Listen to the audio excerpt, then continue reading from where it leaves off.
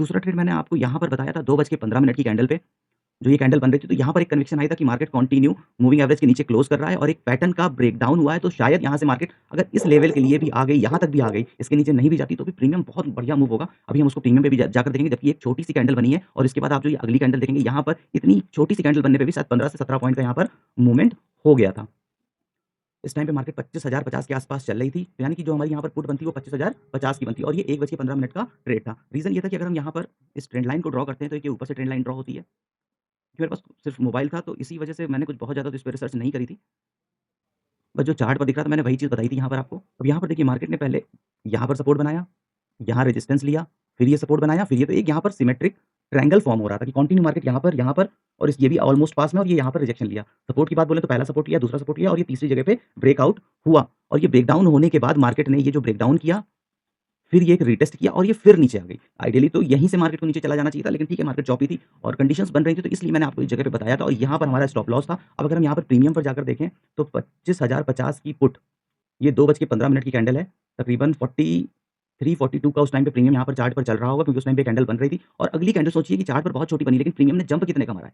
61.6 यानी 42 से 60-61 पॉइंट का प्रीमियम यहाँ पर चला गया और जबकि अगर हम स्टॉप लॉस की बात करें, तो 19 ये हमारा स्टॉप लॉस था, तो स्टॉप लॉस भी 20-21 पॉइंट का था। बड़ी रेंज बन रही है, एक्सपायरी का दिन है, तो इतना आपको लेकर चलना पड़ेगा। खैर यहाँ पर मार्केट हमारे फेवर में नहीं गई और ये यहीं से रिवर्स होकर चली गई। तो यहाँ पर कहने का मतलब ये है कि अगर आपका स्टॉप लॉस हिट भी हो जाता है, तो इससे आपको घबराना इसलिए नहीं चाहिए क्योंकि आपने अपनी कंडीशंस पे ट्रेड लिया।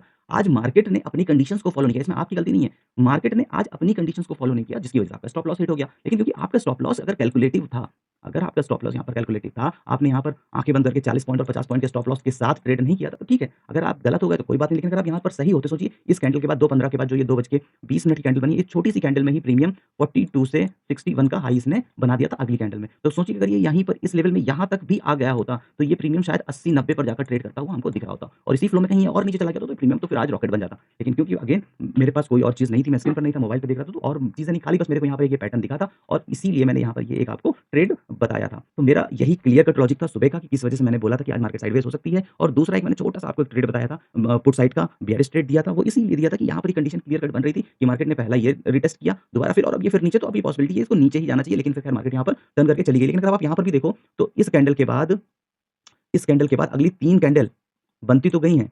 3:10 के बाद जो ये 3 कैंडल बनी है, यहाँ आपको स्पॉट पर बनते हुए दिख रहे हैं। लेकिन अगर आप यहाँ पर 25,100 का प्रीमियम जाकर देखोगे, तो वहाँ पर अगली वो 3 कैंडल इनसाइड कैंडल ही बनी है। क्योंकि जनरली अगर आप ऑप्शंस में ट्रेड करते हो, तो 3 बजे के बाद वैसे ही आपको ट्रेडिंग नहीं करनी चाहिए, क्योंकि उसके बाद प्रीमियम का बिहेवियर थोड़ा-सा अलग हो जाता है। कई बार मार्केट मूव कर रही होती है, लेकिन प्रीमियम मूव नहीं करता। कई बार मार्केट आपकी कांस्टेंट होती है, लेकिन प्रीमियम आपके अगेंस्ट में बड़ी तेज़ी से डिके होता है, तो मल्टीपल चीज़ें उस टाइम पे काम कर रही होती हैं। तो इसलिए बेस्ट होता है कि 3 बजे तक या 3 बज के 5 मिनट, 10 मिनट तक अपनी पोज़ीशंस को क्लोज़ कर देना चाहिए, उसके बाद उसको कैरी नहीं करना चाहिए। तो अब ये जो मूवमेंट आया इसका तो कोई मतलब ही नहीं है। मेन मूवमेंट यहाँ पर ये जो 3 बजे तक था बस यही था और यहाँ पर आप देखेंगे तो मार्केट ऑलमोस्ट पूरा दिन साइडवेज़ रही। तो उम्मीद करता हूँ दोस्तों कि इस एनालिसिस से आपको समझ में आया होगा। अगर कल तबीयत सही हुई तो मैं लाइव आने की कोशिश करूँगा या फिर उस टाइम पर कुछ बढ़िया मुझे चार्ट पर कंडीशन दिखेंगी तो मैं अपनी कम्युनिटी पर ज़रूर शेयर करूँगा।